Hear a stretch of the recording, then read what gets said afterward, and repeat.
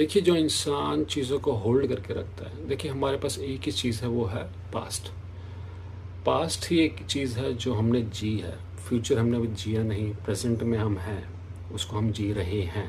पर पास्ट को हम जी चुके हैं, तो इसको हम पकड़ के रखते हैं, क्योंकि वो एक चीज़ है जिसको हम जानते हैं और जिसको हम पहचानते हैं और उसी में हम रहना चाहते हैं, क्योंकि वो हमारा कंफर्ट जोन है।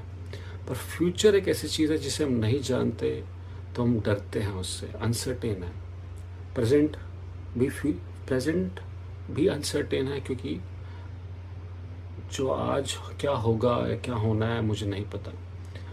पर एक चीज़ समझ लें कि ज़िंदगी आगे की तरफ जा रही है। मैं फोर्स अपने आप बूढ़ा हो रहा हूँ, मैं अपने आप को रोक नहीं सकता। फोर्स आगे की तरफ जा रही है। जिन लोगों के पास पैसा है, वो अगर पकड़ के रखते हैं, पैसे को पकड़ के रखते हैं, तो वो ज़िंदगी नहीं जी रहे, क्योंकि लाइफ हर मोमेंट पे नहीं नई है, नई न्यू नई अनसर्टेन मतलब नई न्यू, और वो नई चीज़ें लेके आ रही है।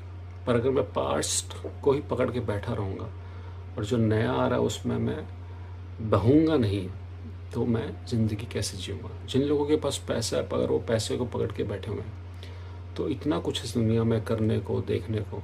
अगर आप पैसे को पकड़ के बैठे हैं तो आप ज़िंदगी नहीं जी रहे। उसी तरह अगर आपने पास्ट को पकड़ के बैठे हैं तो ज़िंदगी नहीं जी रहे। अगर आपको ज़िंदगी जीनी है तो पास्ट से आगे बढ़ना पड़ेगा, क्योंकि लाइफ अब ऑटोमेटिकली आगे बढ़ रही है। ऐसा नहीं कि लाइफ को आपको बढ़ाना है, वो अपने आप ही बढ़ रही है आगे। बस आपको उसके साथ बहना है, उसके साथ होना है, आपको ज़िंदगी के साथ होना है।